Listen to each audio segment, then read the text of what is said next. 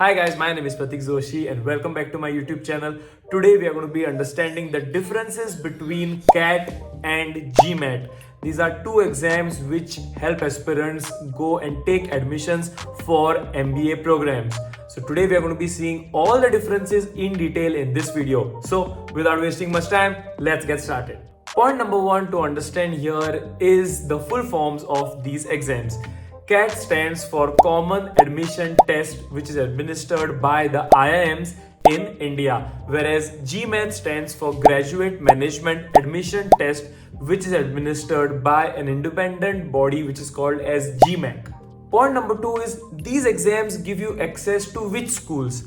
So CAT gives you access to top MBA colleges in India only. This includes the IIMs, all the universities, all the private individual bodies as well that offer MBA, PGDMs, all of that, but only in India. Whereas GMAT gives you admission to those MBA programs which are not only in India but also abroad. So if you are focused towards a more answering an MBA and getting it done from a university outside India, then GMAT is your exam. And if you are looking to do your MBA in India, then CAT is your exam. Whereas by the way, GMAT provides you access to top MBA colleges in the world, whereas it provides you only access to a few colleges in India. So when I say that GMAT helps you to get admissions all over the world and India, in India only a few colleges accept GMAT. Slowly the trend is changing, but for now, if you want admissions for MBA in India, CAT is your exam, and if you want admission for MBA abroad, GMAT is your exam. Understanding now the registration and the availability of the exams, CAT is basically an exam which is available only once in a single year. The exam happens somewhere on one of the Sundays in November. The registrations for CAT start from August and go on till September. Based on that ahead, obviously you have to download your admit card and everything. The dates obviously change year on year, but the registrations are usually from August to September. The exam is in somewhere in November and the results usually come out somewhere in January. And you can answer this exam only once in a year. Speaking about GMAT, GMAT is an exam which is available throughout the year. The registration you have to do ideally 2 months before you answer your exam. Slots for exams are available all the time. GMAT is usually available multiple times in a year, but any test taker can answer it 5 times in one single year and a total of 8 times in his entire lifetime. But between the exams, there needs to be a period of 16 working days. Also, the GMAT results are available 5 to 7 days once the exams are done, whereas for CAT, usually the results come out somewhere in Jan. Validity of the scores. CAT score is applicable for only one admission cycle, whereas the GMAT score is applicable for multiple application rounds in a period of 5 years. Now speaking about the structure of the exam, how many sections are there, how many questions do each section have, and what is the total time that is available per section. So for CAT, you have 3 major sections. The first one is verbal and reading comprehension, which has 24 questions and a total time of 40 minutes to answer these 24 questions. Coming to data interpretation and logical reasoning, again you have 20 questions and a time of 40 minutes to answer these 20 questions. Coming to the third and the final section, you have quantitative aptitude, where you have a total of 22 questions and a total time of again 40 minutes to answer these 22 questions. Now speaking about the GMAT, again even the GMAT just like CAT has 3 major sections. The first one is quant, which has a total of 21 questions and a total time of 45 minutes. After that, you have verbal, which has total 23 questions and a total time of 45 minutes. And finally, you have data insights, which has 20 questions with again a time of 45 minutes to answer these 20 questions.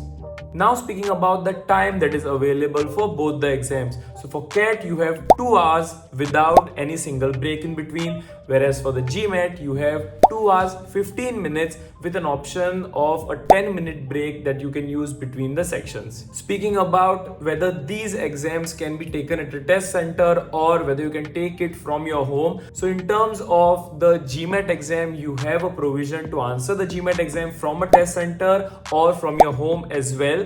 But for the CAT, you only have one option, which is to go to a test center and answer the exam on a computer dedicated to you at the test center itself. Speaking about the admission cycle for MBAs and how these exams are fine-tuned for it. So basically for CAT, when the exam results are announced in January, usually the admission processes start from Jan itself. Whereas for the GMAT exam, once your GMAT exams are done, you are free to take the scores anytime because the scores are available within 5 to 6 days. But here, whenever you are targeting the colleges that are outside India, their first round of admission happens somewhere in August to September. So if you're planning to apply for Indian colleges, the admission cycle starts in Jan, whereas for abroad admissions in the MBA colleges, the admission process starts in August or September. Coming to now the most interesting feature for both these exams is the cost. The cost for the CAT exam is roughly around 2,500 rupees in general, whereas for the GMAT exam it is somewhere in the vicinity of 25,000 to 27,000. In rupees, it keeps changing here and there because the final cost of the GMAT exam is in terms of dollars. So for the online version of the GMAT exam, which you can answer from your home, it is around $300, whereas the test center based GMAT exam is $275. Now speaking about the difficulty of both the exams, so for CAT, you do not have a predefined syllabus kind of a thing. The quant section is fairly difficult here compared to the GMAT, and the verbal section of CAT is comparatively easier compared to the GMAT. Speaking about GMAT, the syllabus is predefined. If you type it anywhere on Google, you will understand all the topics that the questions can come from.